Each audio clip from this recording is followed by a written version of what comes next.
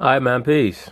So, Sports Center with Michael Smith and Jamel Hill recently had a very good interview with the up-and-coming star center of the Philadelphia 76ers, Joel Embiid.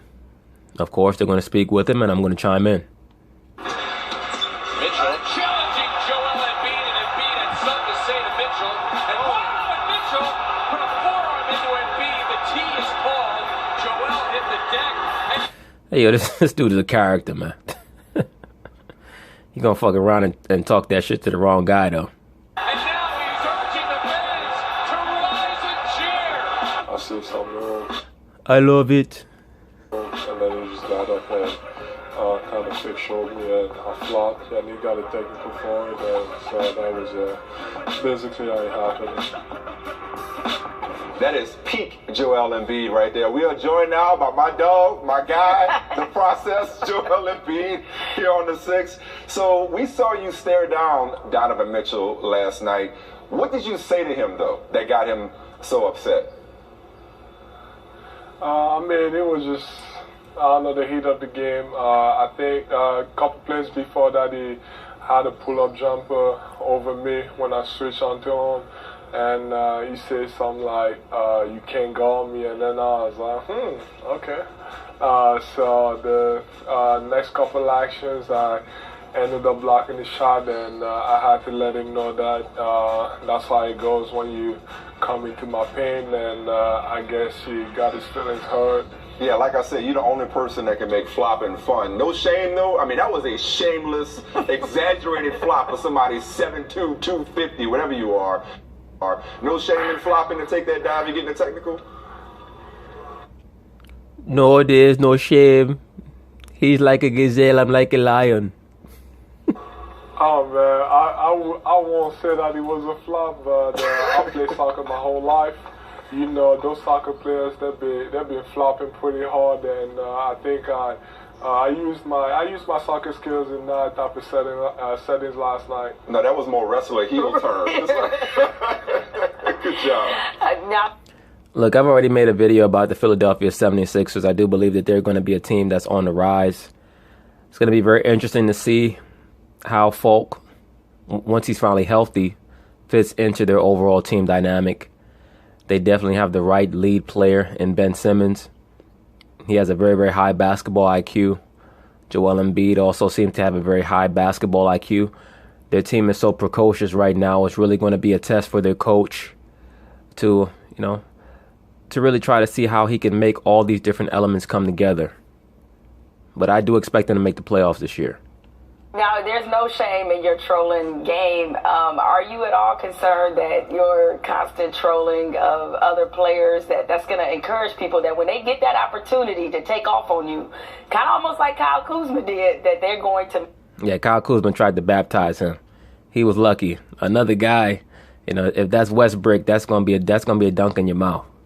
To make it worth their while. Are you concerned that you're kind of poking the bear a little bit?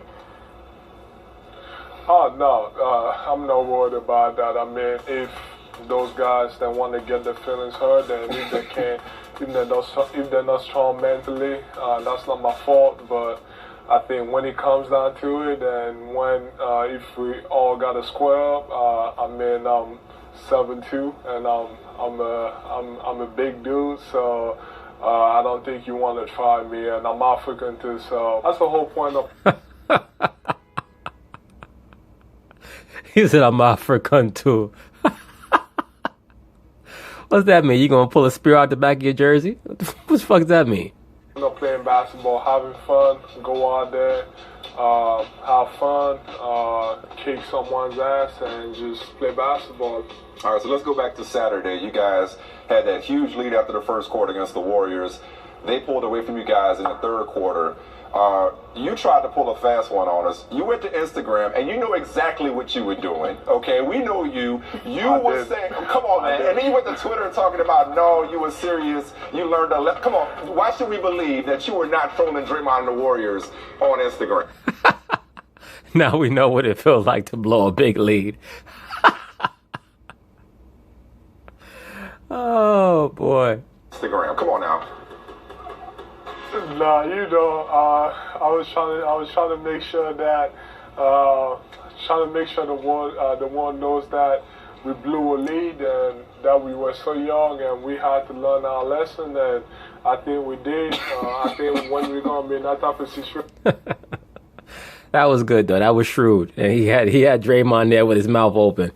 Draymond's the one who caused the lead to be blown. I mean, everybody knows that. So that was very, very well done by Joel Embiid. Situation of the game.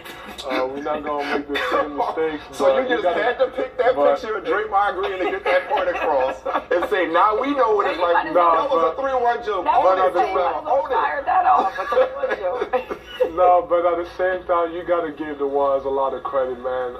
They played well, especially in that third quarter. Steph got hot, but, we blew that lead. We got to live with the consequences. All right, we'll take your word for it. We'll take your word. You learned your lesson. This was unintentional, as good jokes often are. Got one more question about your trash talk and troll game. So over the last week, in some form or fashion, I've been tracking this.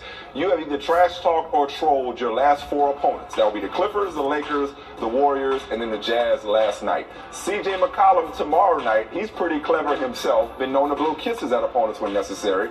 What you got for C.J. McCollum? And Monday night. You know who you got Monday night? LeBron and the Cavs. Will you go at the King? Oh, man. I mean, it's all going to be fun. Tomorrow night, we got to worry about tomorrow night game. But, I mean, the Cavs game is definitely going to be fun. LeBron is the best player in the league, and I like playing against guys like that because they make me better. They make me want to get to that level. Kevin Durant talked about this after the Warriors game, that he wanted to make sure that they won because they knew that you would go to social media and talk trash. If you guys did in fact beat the Warriors. Like, do you enjoy developing this reputation as somebody who will fire off on social media or even? Yeah, but what does that say about Kevin Durant? That he's been in the league for 10 years. He's won like 3 or 4 scoring titles. He's won an NBA regular season MVP, an NBA Finals MVP. And his motivation for wanting to be Philadelphia is to make sure that Joel Embiid does not have something to put on Instagram. That, once again, is how you know that Kevin Durant has a few mental issues. All right, he's very, very mentally fragile. And Joel Embiid can definitely get into his head. So Kevin Durant is very fortunate that Joel is not on the level yet to know how to beat them, because Kevin would not know how to act if he had to deal with falling into the Instagram rabbit hole or the Twitter rabbit hole that affects him so much. But no, this man, Joel Embiid, he is a master manipulator mentally. He's going to be a problem in a few years, assuming that he can stay healthy, especially in regards to getting into people's heads. He's on that Larry Bird stuff. Or even in mainstream media, in an interview, if you get the better of the other team? First of all, I think something everybody got to know is that I don't usually start it. I mean, other guys usually started it. Bullshit, you started. But you just also finish it because you're wittier than most of these guys. And that's normally what happens. People who are not particularly witty, they like to try to go back and forth with people who are wittier than them. And then they normally end up losing, and then they get frustrated and upset.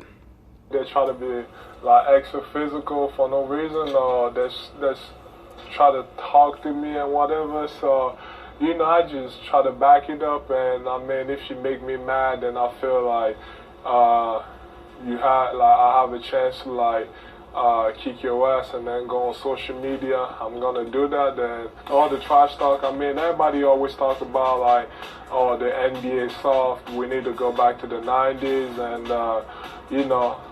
to me it's just about going out there, kick people's ass and have fun and be as physical as I can and talk trash, and then I feel like everybody's gotta know that he stays on the court. Off the court, it's the different attitude. It's all about just being myself.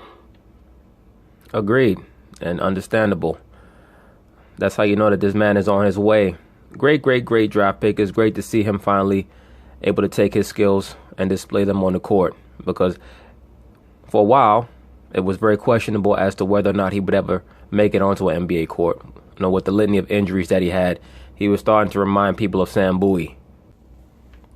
Okay, so now this is going to be the continuation of their interview with the young up-and-coming superstar center for the Philadelphia 76ers, Joel Embiid. Of course, now they're going to go into the comparisons with Hakeem the Dream Olajuwon.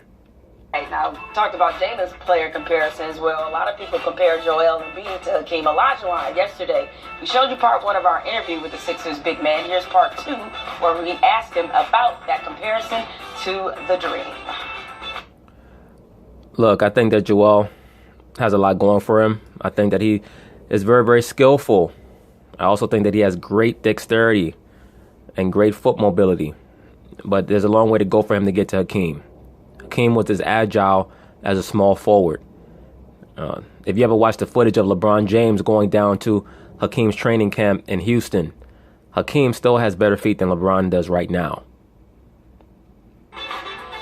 When I watch you, I am so reminded of Hakeem Olajuwon, and I know that's a comparison that you've heard a lot. You're averaging 22 and 11. When you hear yourself compared to somebody like the Dream, how does that make you feel?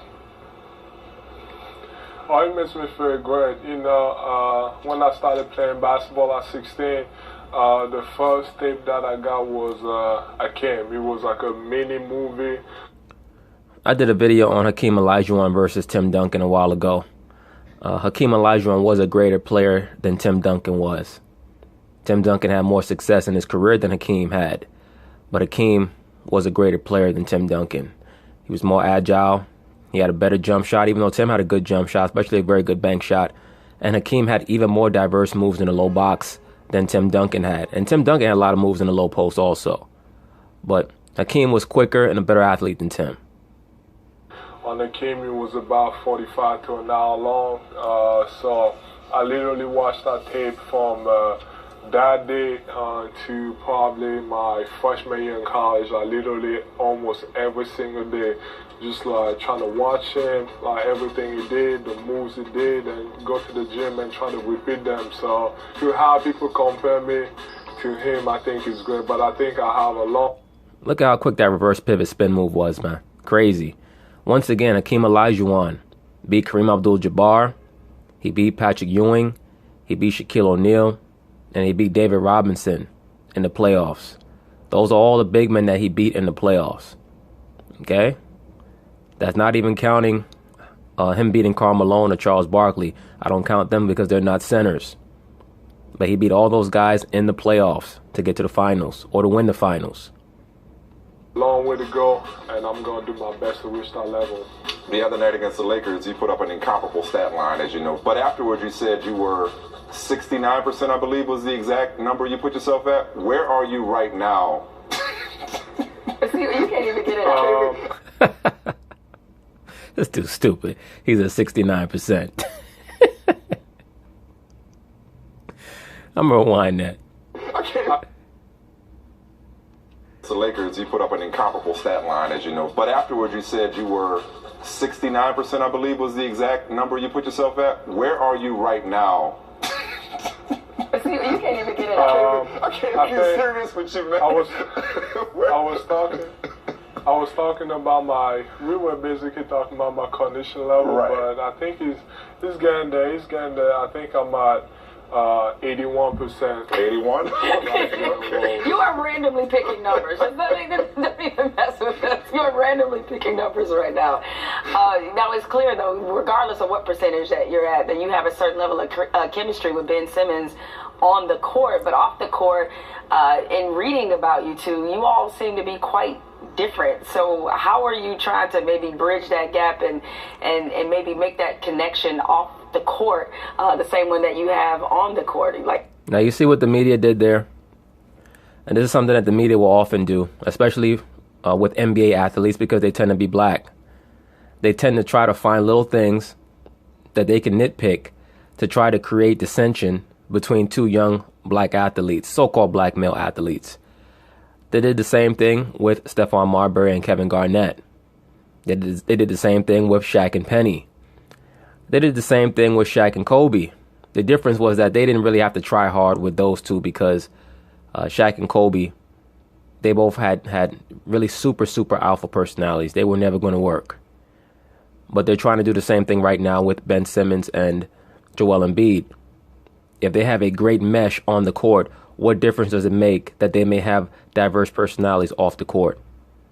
These guys are not created in a clone factory. They don't have the same DNA. They don't have to hang out in the same places or, find each other in the same clubs. It doesn't have to be that way. But the media is already looking for some form of dissension. They do this predominantly with young teams. Like, you guys are a lot different. I think it's all fake news, Agreed. We all close, as I'm close with all my teammates. We all going together. We all so young, so we do stuff. Especially when we're on the road, we go to dinners, and I've been talking about it with Coach too. I think it's gonna come to a point that people are gonna try to separate us. Absolutely. Talking about like whose team it is and who's better than the other, but like. They also did that back in the early 2000s, for those of you brothers who remember, with Ron Artest and Jermaine O'Neal. They had a very good thing going over there in Indiana. That actually was Reggie Miller's, really his best hope to win a championship. That team was probably the best team in the NBA. That team that also, that went on to have the Malice at the Palace event with the Detroit Pistons, that kind of derailed whatever chances they had to get a championship. Ron Artest is on record as stating that he and Jermaine O'Neal would fight in the locker room over whose team it was. So these are the type of issues that occur with younger teams, and these are the type of issues that the media likes to have occur because, once again, it provides a media cycle storyline. I mean, we just got to stick together, and in the future, we're going to dominate, and I think we've already shown a lot of flashes of dominance, so I can't wait to keep going with them. That's pretty wise beyond your years to know that day is coming when people are going to try to anoint one over the other. Yeah, like your homegirl just tried to do. That the frog-faced idiot who said that black men are the white people of black people. Jahlil Okafor, just almost like a forgotten guy. His dad was photographed with a T-shirt saying, free Ja. Some of the Warriors, I believe, took pictures. I hope that Jahlil Okafor can get off that team. I really hope that he can, because they really should never have drafted two big men in the first place. I guess they were saying, well, we have the draft pick, and most of the time, you don't draft two great big men. One of them normally has injury problems, so we'll keep one for insurance.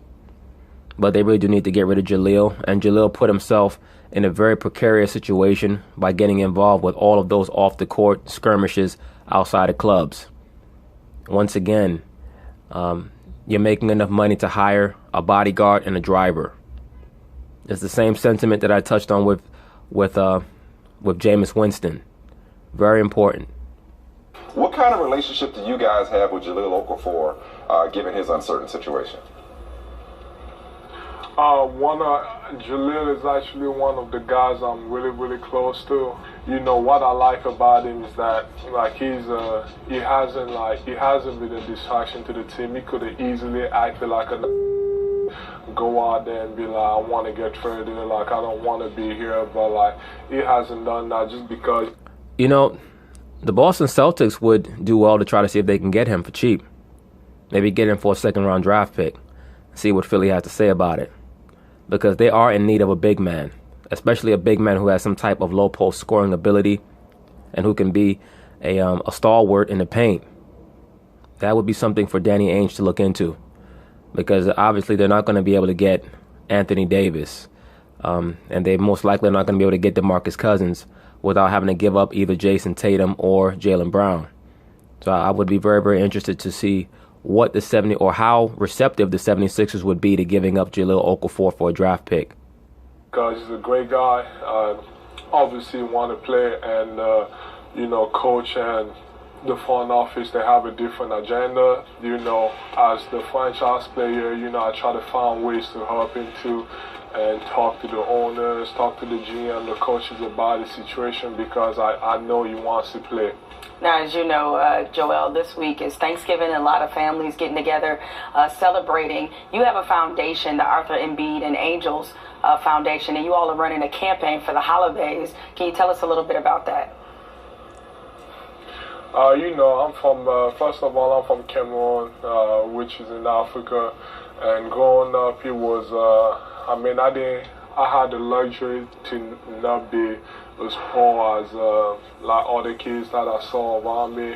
or generally in Africa. So, you know, my goal is just to, like, you know, just go out there and, like, help as many people as I can. And through my foundation, with the help of UNICEF, I think that's the goal. And I can't wait to, like, keep growing that, and hopefully reach to a certain level where we can build a lot of stuff like hospitals, schools, and all that. Joel Embiid, brilliant on and off the court. Appreciate you, man. Thanks for joining us. Yeah, thanks for letting us use the beat button. Thank you. All right, take care. Anyway, that is Joel Embiid. And also for you brothers, the west coast of Africa, like place like Cameroon, that's a mixture of Israel and one of the sons of Ham known as Phut, P-H-U-T. So it's hard to discern or decipher what lineage certain people from the west coast of Africa or certain western countries in Africa are, but most of them are a mix of Israel and Phut. All right. But anyway, peace.